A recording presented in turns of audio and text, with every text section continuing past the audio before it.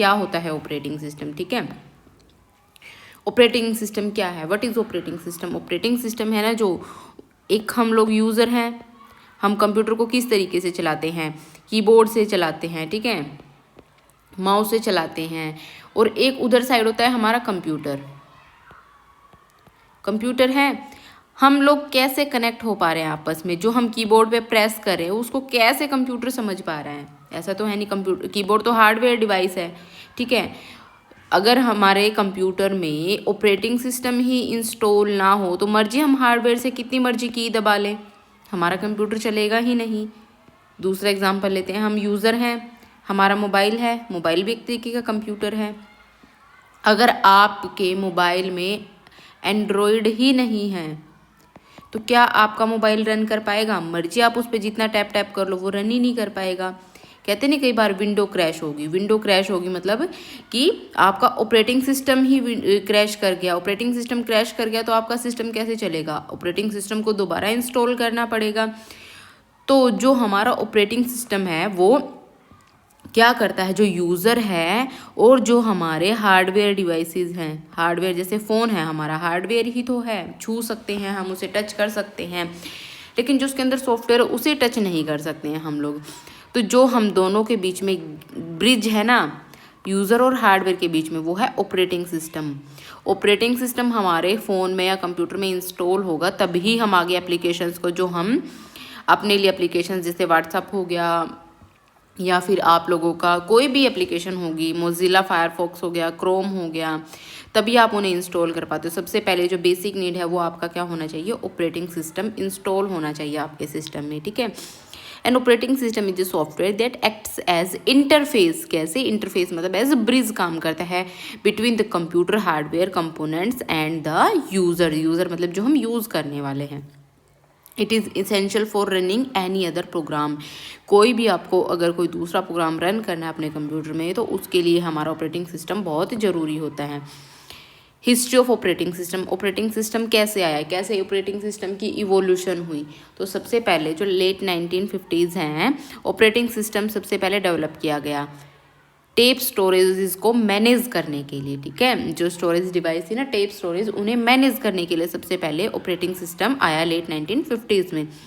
Then उसके बाद थोड़ी सी उसमें और डेवलपमेंट हुई तो अर्ली 1950s में क्या होता, operating system was implemented by the general Motors research lab for their IBM 701। तो जो IBM 701 था ना, इसके लिए जो जनरल मोटर रिसर्च लैब थी उन्होंने ऑपरेटिंग सिस्टम का यूज़ किया। मिड 90s में क्या हुआ, ऑपरेटिंग सिस्टम ने डिस्क्स को यूज़ करना शुरू कर दिया। लेट 1960s में क्या हुआ, जो ऑपरेटिंग सिस्टम का फर्स्ट वर्जन था ना वो लॉन्च किया गया, ठीक है, डेवलप किया गया वो।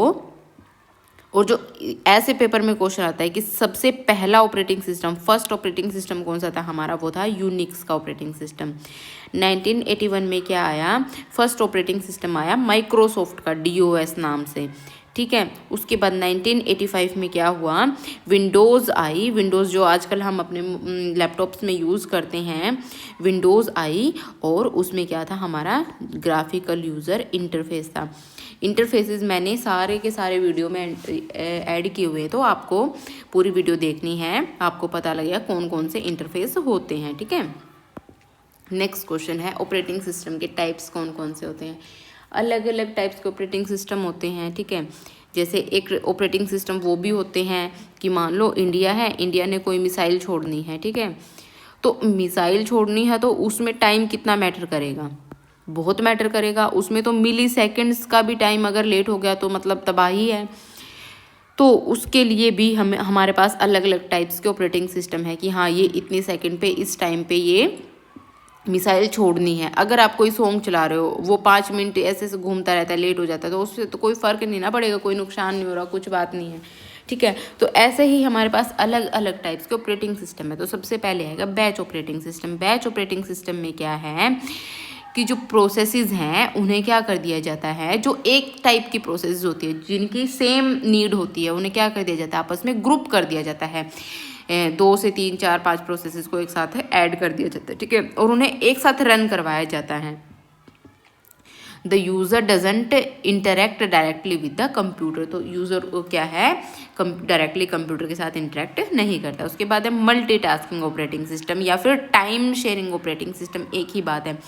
मल्टीटास्किंग ऑपरेटिंग सिस्टम क्या होता है हमारा, जो हम अपने पीसीज में यूज़ करते हैं। आप एक साथ में तो आपने MS वर्ड चला रखा है, उसी के साथ में आपने म्यूज़िक भी चला रखा है, उसी के साथ में आपने ब्राउज़र भी ओपन कर रखा है, तो इसमें आप कई सारे टास्क एक साथ परफॉर्म कर रहे हो ना, तो ये क्या है हमारा मल्टीटास्किंग ऑपरेटिंग सिस्टम। अब आपको लगेगा कि आप तो वर्ड भी चला पा रहे हो, म्यूजिक भी चला पा रहे हो, ब्राउज़र भी चला पा रहे हो, इतनी जल्दी जल्दी एक ही हमारा CPU इसको भी चला रहा है, इसको भी कैसे चला पा रहा है। तो इन प्रोसेसेस के बीच में क्या होता है कि कंटेक्स्ट स्विचिंग होती है। मान लो आपका वर्ड है, वर्ड के बीच में कंटेक्स्ट स्विच हुआ तो फिर म्यूजिक के पास गया, इसको ऑपरेटिंग सिस्टम ने कुछ टाइम दिया, देन उसके बाद कंटेक्स्ट स्विच हुआ, देन ब्राउज़र के पास कुछ सेकंड के लिए दे। लेकिन वो जो प्रोसेसिंग होती है वो इतनी मतलब फास्ट होती है कि आप लोगों को ये रियलाइज़ ही नहीं होगा कि इनके बीच में कंटेक्स्ट स्विचिंग हो रही है। वो बहुत फास्ट होती है, बहुत मिली सेकेंड्स में होती है, ठीक है। तो ये हमारा कौन सा होता है multitasking operating system. Enables multiple users at different terminals to use a single computer system simultaneously by sharing the processor time. इसमें जो CPU का टाइम है वो शेयर होता है, ठीक है। एक सिंगल ही हमारे पास कंप्यूटर सिस्टम होता है, एक सिंगल ही CPU होता है इसमें हमारे पास, ठीक है। उसके बाद है real time operating system. Real time operating system कौन सा होता है, जैसे कि अभी मैंने एग्जांपल दिया आपको मिसाइल का, ऐसे मिलिट्री सर्विसेज में जो भी हमारे सॉफ्टवेयर ऑपरेटिंग सिस्टम्स यूज़ होते हैं वो कौन से होते हैं real time operating system. Characterised by a very small time interval to process and respond to outputs. एक बहुत स्मॉल टाइम दिया जाता है इन्हें प्रोसेस करने के लिए और आउटपुट लिया जाता है, ठीक है। उसके बाद है next question multi processing operating system. Multi processing operating system क्या होते हैं, इसमें देखो प्रोसेसिंग, मल्टी प्रोसेसिंग मतलब कि एक से ज़्यादा प्रोसेसर इसमें लग रहे हैं।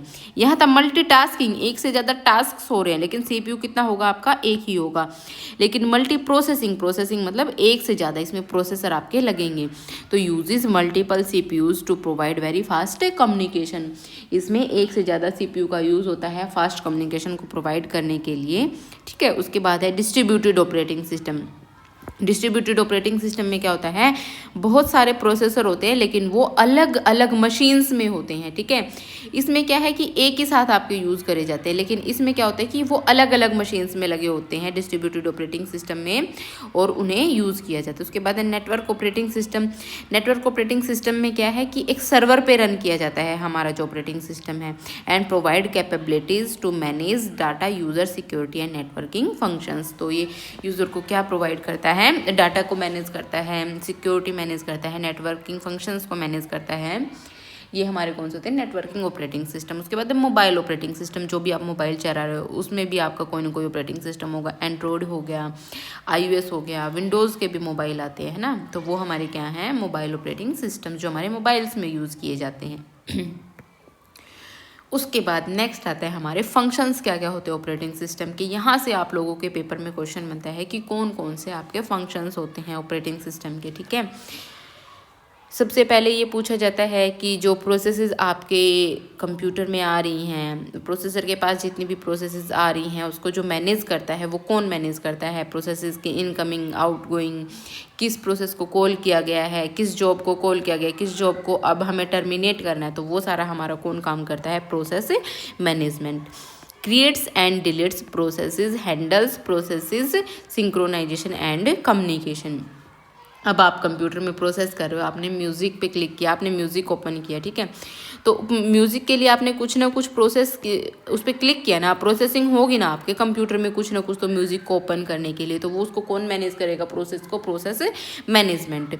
अब आप उस गाने को चला रहे हो, ठीक है, उस गाने को कितनी मेमोरी दी गई है, ठीक है, रन करते टाइम कितनी मेमोरी दी गई है, फाइल में वो कितनी मेमोरी ले रहा है, जो मेमोरी की एलोकेशन है कि कितनी मेमोरी उसे एलोकेट करनी है।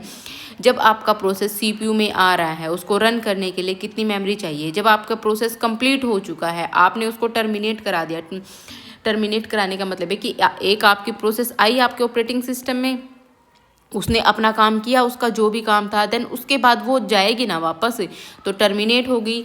कुछ भी हो सकता है इसमें, जैसे कि आपने व्हाट्सअप ओपन किया, ठीक है, व्हाट्सअप ओपन किया आपने, जो उस पर काम था उस पर वो कर लिया, देन उसके बाद आप उसको बंद भी तो करोगे ना। तो जो आपके सीपीयू को मेमोरी देनी है, जब वो आपने व्हाट्सअप ओपन किया, आपने सीपीयू को कुछ ना कुछ मेमोरी दी ना उसे प्रोसेस करने के लिए, और जब आपने उसे बंद कर दिया तो सीपीयू से मेमोरी वापस भी तो लेनी है, कि आपने तो प्रोसेस को बंद कर दिया है, तो वो मेमोरी वापस सीपीयू को देनी भी तो है। तो इस काम को कौन करेगा? हमारा मेमोरी मैनेजमेंट। देन उसके बाद है फाइल मैनेजमेंट। फाइल मैनेजमेंट का कि आपके सिस्टम में फाइल्स जो स्टोर हो रही हैं वो कहाँ स्टोर हैं। अब आपके जो सीपीयू है, सीपीयू ने कॉल किया म्यूज़िक में, उसे कोई सॉन्ग चलाना है, मान लो उसे कोई भी, जैसे आजकल कोई भी गाना, नया गाना कोई भी ले लो, कोई भी आप सोच सकते हो, ठीक है, कोई भी गाना ओपन करना है, तो वो फाइल, वो गाना आपका, वो आपका पर्टिकुलर सॉन्ग कहाँ पे स्टोर है आपकी फाइल में, आपने उसे कॉल किया है ना, तो ये सारा भी कौन मैनेज करता है? हमारा फाइल मैनेजमेंट। उसके बाद है डिवाइस मैनेजमेंट। डिवाइस मैनेजमेंट का मतलब है कि जो भी आपके सिस्टम में डिवाइसेस लगी हैं, इनपुट आउटपुट कंट्रोलर्स लगे हैं, कीबोर्ड आपने अटैच किया है, माउस अटैच किया है, तो ये सब कौन मैनेज करता है? आपका device management. Input output system management, जो भी आपके सिस्टम में हार्डवेयर डिवाइसेस लगी हैं, है ना, तो वो सब कौन मैनेज करेगा? आपका इनपुट आउटपुट सिस्टम मैनेजमेंट। ये दोनों सेम ही बात आप कह सकते हो, ठीक है, कि सेम ही डिवाइस मैनेजमेंट है। डिवाइस मैनेजमेंट यही है, सेम इनपुट आउटपुट कंट्रोलर और इनपुट आउटपुट सिस्टम मैनेजमेंट। उसके बाद है सेकेंडरी स्टोरेज मैनेजमेंट। ये कोई ज़्यादा इंपॉर्टेंट चीज़ नहीं है, लेकिन फिर भी आप समझ सकते हो। सेकेंडरी स्टोरेज मैनेजमेंट भी हमारा ऑपरेटिंग सिस्टम ही मैनेज करेगा। Operating manages various storage levels, primary memory, secondary memory, cache memory. उसके बाद है सिक्योरिटी। यहाँ से आपका क्वेश्चन बनता है, बहुत बार मैंने देखा है कि सिक्योरिटी है जो आपके कंप्यूटर में, वो कौन इंश्योर करता है? तो सिक्योरिटी कौन इंश्योर करेगा? हमारा ऑपरेटिंग सिस्टम इंश्योर करेगा। Protects data against malware and unauthorised access. Networking कौन मैनेज करेगा? हमारा operating system. Manages communication between processor that do not share memory, distributed system. ठीक है, यहाँ से भी कोई क्वेश्चन वैसे मैंने अभी तक नहीं देखा है आपका, लेकिन फिर भी पता होना चाहिए। जो कम्युनिकेशन है हमारे सिस्टम में प्रोसेसर के बीच में, जितने भी हमारे ऑपरेटिंग सिस्टम में प्रोसेसर हैं उनके बीच में जो आपस में कम्युनिकेशन है, जो भी वो आपस में कम्युनिकेट करना चाहते हैं फाइल्स के लिए या फिर मेमोरी के लिए, तो वो सब कौन करता है? हमारा नेटवर्किंग मैनेज करता है। उसके और किस में होगा ये आपका? जैसे डिस्ट्रीब्यूटेड ऑपरेटिंग सिस्टम है, डिस्ट्रीब्यूटेड ऑपरेटिंग सिस्टम है आपका, उसमें क्या होता है कि आपके जो प्रोसेसर लगे होते हैं वो अलग अलग मशीन्स में लगे होते हैं, ठीक है, अलग अलग मशीन्स में लगे होते हैं, और ये किस लिए आपस में जोड़े जाते हैं? प्रोसेस को फास्ट करने के लिए। तो इनके बीच में कोई ना कोई कम्युनिकेशन तो होगा, तभी तो ये आपस में मैनेज कर पाएंगे ना। तो इस चीज़ को कौन मैनेज करेगा? नेटवर्किंग जो है हमारा, वो चीज़। उसके बाद है कर्नल। कर्नल से मैंने सिर्फ अभी तक इतना ही क्वेश्चन देखा है कि जो सॉफ्टवेयर और हार्डवेयर के बीच में कम्युनिकेशन होता है उसे कौन मैनेज करता है? वो मैनेज करता है हमारा कर्नल। लेकिन फिर भी आप इसे पढ़ सकते हो ज़्यादा डिटेल में। मैं तो मतलब आपको कहूँगी कि आपको टाइप्स भी पढ़ने की जरूरत नहीं, बस इतना याद रखो कि इनके नाम क्या है? मोनोलिथिक कर्नल, माइक्रो कर्नल, ठीक है। Kernel is the component, central component of the operating system. जो कर्नल है हमारा वो सेंट्रल कंपोनेंट है ऑपरेटिंग सिस्टम का, न्यूक्लियस भी कह सकते हो इसे। और ये क्या करता है? इसका काम क्या होता है? जो सॉफ्टवेयर है हमारे सिस्टम में और हार्डवेयर है उनके बीच में आपस में कम्युनिकेशन बिठाना, ठीक है। जैसे यूज़र और हार्डवेयर के बीच में कौन कम्युनिकेट कर रहा है? Operating system. और हार्डवेयर और सॉफ्टवेयर के बीच में कौन आपस में कम्युनिकेट कर रहा है? वो है हमारा कर्नल, ठीक है। उसके बाद है next question, operating system. Next topic है हमारा ऑपरेटिंग सिस्टम यूज़र इंटरफेसेस। यहाँ से आप लोगों के पेपर में क्वेश्चन बनता है, मैंने बहुत बार देखा है कि कौन कौन से यूज़र इंटरफेस होते हैं। यूज़र इंटरफेस मतलब कि जिसके थ्रू जो यूज़र है वो कंप्यूटर के साथ इंटरेक्ट कर पा रहा है, ठीक है। जैसे कि आपका हो गया कमांड लाइन इंटरफेस। आप कुछ भी कीबोर्ड से लिखते हो कंप्यूटर में, कीबोर्ड से लिख करके आप टाइप, जैसे आपने मान लो गूगल सर्च किया, गूगल आपने सर्च किया तो वो गूगल क्रोम पे लिख के ही सर्च किया है ना, तो वो क्या है? आपका command line interface. User type commands using a keyboard, requires knowledge of command syntax. इसके लिए किसकी ज़रूरत होती है? कमांड सिंटैक्स की आपको नॉलेज की ज़रूरत होनी चाहिए। विंडोज़ कमांड प्रॉम्प्ट, विंडोज़ के जो कमांड प्रॉम्प्ट होते हैं आप लोगों ने देखा भी होगा कि एक कमांड प्रॉम्प्ट होता है आपके कंप्यूटर में, ब्लैक सी स्क्रीन दिखती है, ब्लैक ब्लैक से ऐसे स्क्रीन आए, उस पे ऐसे एक ब्लिंक करता रहता है डैश डैश सा, वहाँ पे आप लिख करके अपने सिस्टम के साथ इंटरेक्ट करते हो, ठीक है। तो हमारा क्या है, window command prompt, Linux terminal, power shell. Advantages क्या क्या है इसकी, फास्ट होता है, लो मेमोरी यूजेस होती है इसमें, पावरफुल फॉर एक्सपर्ट्स है जो इसे वो यूज़ मतलब पावरफुल होता है उनके लिए, डिफ़िकल्ट फॉर बिगनर्स, तो ये जो बिगनर्स होते हैं उनके लिए बहुत डिफ़िकल्ट होता है मैनेज करना, ठीक है। उसके बाद नेक्स्ट क्वेश्चन है graphical user interface. Graphical user interface क्या होता है, जिसमें आप अपने ऑपरेटिंग सिस्टम के साथ थ्रू आइकन्स इंटरेक्ट कर रहे होते हो। जैसे आपके कंप्यूटर में जब आप ऑन करते हो ऐसे माई पीसी नहीं छपा होता, माई पीसी लिखा होता है उसके नीचे, आप इस पर क्लिक करके डबल क्लिक करते हो ना, तभी तो आपका माई कंप्यूटर ओपन होता है। तो इसमें हम विंडोज़ आइकन्स, मेन्यूज़ और पॉइंटर्स के थ्रू इंटरेक्ट करते हैं, ठीक है। विंडोज़ आइकन्स, मेन्यूज़ और पॉइंटर्स के थ्रू इंटरेक्ट करते हैं। माउस का और कीबोर्ड का इसमें क्या किया जाता है, यूज़ किया जाता है साथ में। एग्जाम्पल कौन कौन से हैं, window operating system, Mac operating system, Ubuntu desktop, easy होते हैं यूज़ करने में, और वर्चुअल अपीलिंग भी होते हैं, मतलब देखने में हमारी आंखों को अच्छा लगता है इन्हें देखने में। हम जो हम लिखी चीज़ होती है उससे इंटरेक्ट करने की बजाय जो हमें पिक्चर्स दिखती हैं उनसे इंटरेक्ट करना आसान लगता है ना, अच्छी भी लगती हैं, वो अपीलिंग भी लगती हैं। तो वो ये क्या है, इसकी एडवांटेज है। डिसएडवांटेज क्या है, अब इनको स्टोर करने के लिए मेमोरी भी ज़्यादा चाहिए होगी और प्रोसेसिंग पावर भी ज़्यादा चाहिए। उसके बाद है menu driven interface. Menu driven interface क्या है, मतलब कि जो ह्यूमन बींग खुद से उसे ड्राइव कर रहे हैं, ठीक है। User select commands from menus, जो एक कमांड मेन्यू होता है उसमें से आप कमांड को सेलेक्ट कर सकते हो। जैसे आप कहीं भी जाते हो, एटीएम में जाते हो, ठीक है, एटीएम में जा रहे हो, आप खुद से उसमें क्लिक करके कमांड्स को चूज़ करते हो ना कि हाँ मुझे इस ऑप्शन पे जाना है, अब मुझे अपने सेविंग अकाउंट में जाना है, अब मुझे करंट अकाउंट में जाना है, खुद से आप कमांड्स को चूज़ करते हो ना, तो वो क्या है आपका menu driven interface. Easy navigation होती है, no need to remember commands, इसमें कमांड्स को रिमेंबर करने की हमें ज़रूरत नहीं होती। लिमिटेड ऑप्शंस होते हैं और slower then command line interface, ये है इसके डिसएडवांटेज। फॉर्म बेस्ड इंटरफेस, आप कोई फॉर्म भर रहे हो, फॉर्म के बेसिस पे आप किसी चीज़ से इंटरेक्ट कर रहे हो, तो वो हमारा क्या है, फॉर्म बेस्ड इंटरफेस। जैसे कि आप कोई बैंकिंग सॉफ्टवेयर से इंटरेक्ट कर रहे हो, आप उसमें फॉर्म भरते हो, फॉर्म को अप्लाई करते हो, कोई रजिस्ट्रेशन फॉर्म भर रहे हो, या फिर आपने अपना फॉर्म ही अप्लाई किया है अभी किसी भी एग्ज़ाम के लिए, जिस भी आपके एग्ज़ाम की तैयारी कर रहे हो, तो वो क्या है आपका फॉर्म बेस्ड इंटरफेस। बैंकिंग्स में यूज़ किया जाता है रजिस्ट्रेशन फॉर्म के लिए और सीआरएम्स के लिए। एडवांटेज क्या है, सिंपल है, स्ट्रक्चर्ड डाटा एंट्री, फ्लेक्सिबल नहीं होता है ये, ठीक है। टच बेस्ड इंटरफेस, डेली आप यूज़ ही करते हो अपने मोबाइल को, वो क्या है हमारा touch based interface. Interaction through touch gestures, आप टच के थ्रू इंटरेक्ट करते हो ना उसे, तो हमारा स्मार्टफोन समझ पाता है उन चीज़ों को, स्मार्टफोन्स, टैबलेट्स, क्या। एडवांटेजेस क्या क्या हैं, इंट्यूटिव है, फास्ट है, और डिसएडवांटेज क्या है, जो हमारे लॉन्ग टास्क है, जैसे हमें प्रोग्रामिंग करनी है तो हम टाइप कर करके टच कमांड इंटरफेस से तो नहीं कर सकते हैं, उससे टच यूज़र इंटरफेस है उसके थ्रू तो प्रोग्राम करना लिखना बहुत मुश्किल होता है।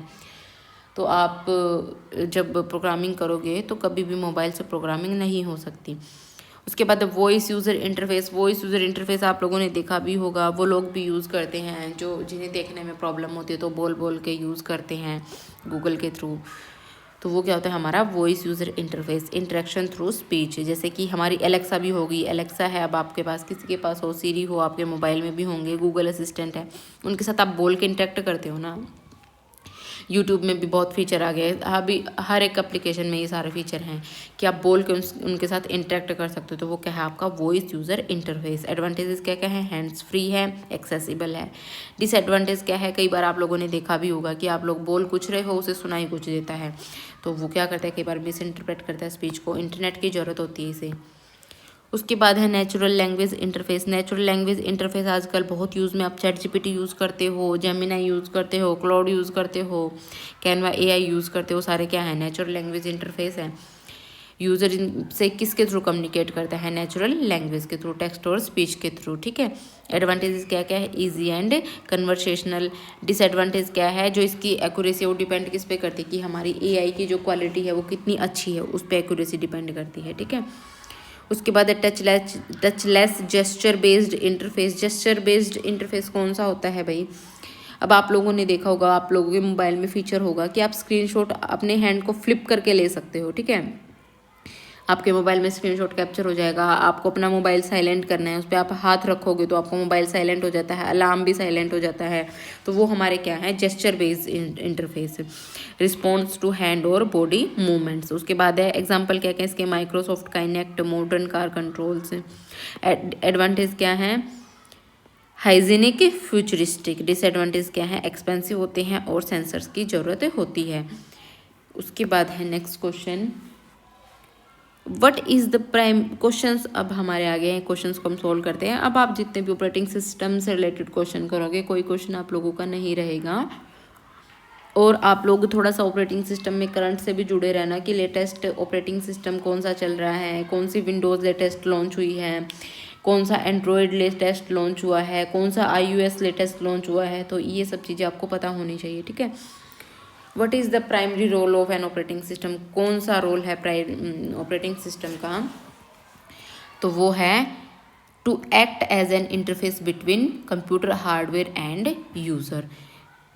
इंटरफेस का काम करता है ना ऑपरेटिंग सिस्टम हार्डवेयर और यूज़र के बीच में। नेक्स्ट क्वेश्चन है, which function of operating system is responsible for allocation and deallocation of memory. कौन सा फंक्शन ऑपरेटिंग सिस्टम का जो मेमोरी के एलोकेशन और डी एलोकेशन को मैनेज करता है, वो है हमारा मेमोरी मैनेजमेंट। नेक्स्ट क्वेश्चन है, the central component of an operating system whose main job is to manage the communication between software and hardware. ऐसा कौन सा सेंट्रल कंपोनेंट है जो कि कम्युनिकेशन को मैनेज करता है सॉफ्टवेयर और हार्डवेयर के बीच में, वो है हमारा कर्नल। उसके बाद नेक्स्ट क्वेश्चन है, which user interface type is best characterised as a text based interface, जो कि टेक्स्ट बेस्ड इंटरफेस है जिसे हम बेस्ट मानते हैं। Where the user must type specific commands to interact with the computer, जहाँ यूज़र क्या करता है, स्पेसिफिक कमांड्स को टाइप करता है अपने सिस्टम में, often preferred for scripting and remote administration. तो वो कौन सा होगा, कमांड लाइन इंटरफेस, ठीक है। Okay guys, bye bye, take care, like share and subscribe our channel, और अपने फ्रेंड्स के साथ भी ज़रूर शेयर करना, ठीक है guys, bye bye, take care.